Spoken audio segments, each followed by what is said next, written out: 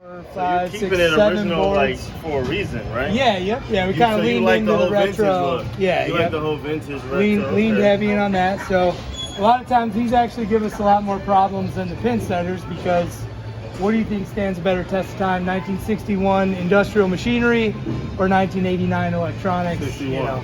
No doubt. And I agree. This so looks a like lot of DOS. times if you get problems on the scores, you're switching parts. Like, all right, this, I think it's it. The problem's here. I'm going to switch it with a known working one. And if the problem travels, then you've kind of isolated it one level further. You can keep dabbling. About 30% of the time, problem goes away. It's just an indication of maybe not so good of a connection. Got it. And there's so many different wires and everything. Got it. But particularly these older scoring systems, the way that they know what's standing or not is the reflection of the head of the pin back to it. So if you have outside light, it kind of throws off the scoring. And a lot of serious league bowlers, they want a very laboratory type environment. Everything's the exact same every single time, so they can really work on their shot.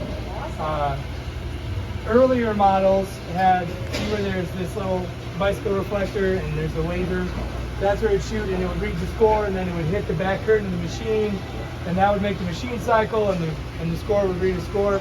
Nowadays though, if you see this little, there's a blue bracket with a black box shooting over, so it's the same idea though.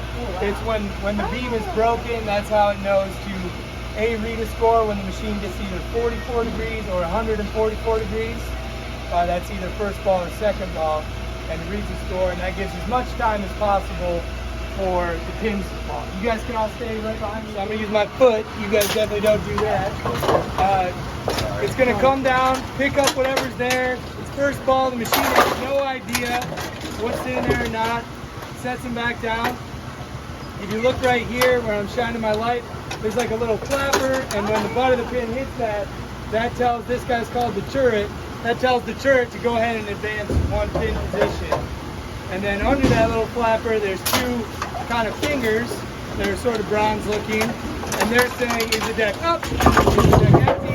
And if the deck is up and empty, then they get out of the way and they let the new pins fall in. So there they feed them. Since the deck is up and empty, it's going to let this guy trigger as it goes past and drop all the pins in. So that's kind of how it moves and how it goes. And I'll show you back too. Just see more. It keeps going. Oh, Sneak it back. sorry. Okay. So right here, if you guys want to come back and look again. Oh, So right here, there's two different wheels that I'll track with my light. This one is the pin wheel, and it's going to pick up the pins in either skinny end first or fat end first orientation. Doesn't matter, because all pins are the same shape. And then it's going to come up here to this turn pin and this turn cam, and because all pins are the same shape, it's designed to spin them so that they go in there kind of fat end first, so they hit that flapper I showed you. It's a technical term, flapper. So now you can come back, it carries them up.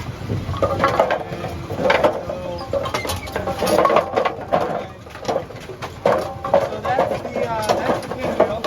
The ball wheel spins in the opposite direction to kind of turn things up, break up, whatever's there. And it's really going just on friction against this intensely shaky kind of neoprene colored, the same thing as that right there, neoprene covered sort of deal. And it just lifts them up. They go down this mousetrap kind of cage. They hit this Y switch, which is one of two ways that it knows that you kind of go like, I grew up retro and stuff, so I'm not necessarily a mechanic, I'm like a business guy.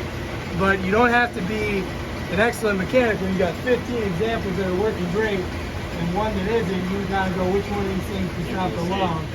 And even then, the former owner whose parents built it, imagine you had the same job for 60 years.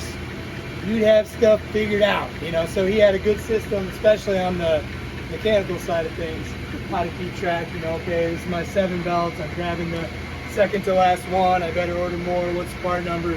We just kind of ran, his name's Kirk, we ran with a lot of Kirk's processes because, how am I going to come in new and figure that out better than him, especially having only bowled like 30 times in my life before we bought the place. So back to the spray. They sold it kind of turnkey, every kind of extra part you might need, and it just looked like a bunch of random ass pieces of things to me early on, but now I kind of know, oh yeah, that goes here, that goes there.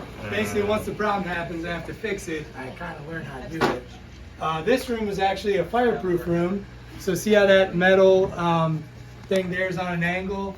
That door is counterweighted with a bucket of sand, because in the olden days, they had to resurface the lanes every 2 years to stay, approved, bowling approved or whatever. And so they'd have to sand them and re-lacquer them and whatever. And so you had a lot of flammable stuff. So you had to have a fireproof room if you were going to build anything like this. So that now we mostly use all that area for all storage and different stuff. But this is kind of our maintenance room. That's cool. A lot of Nesquik. Oh yeah. And Kirk's kind of a no waste on a farm guy. And so, a lot of repurposed things here. Even like the ladder to get up is made out of an old bowling lane, and like you can tell because it's a tongue and groove pattern, and that's kind of how they made them. But those are nice. They got nice, they're sturdy. They got a twist top. And I was like, Kirk, how much Nesquik do you drink, man? He's like, not that much. And I said, what's not that much? He's like 2 a day. I was like, I don't think I had 2 Nesquiks in my whole life. Right? But over here,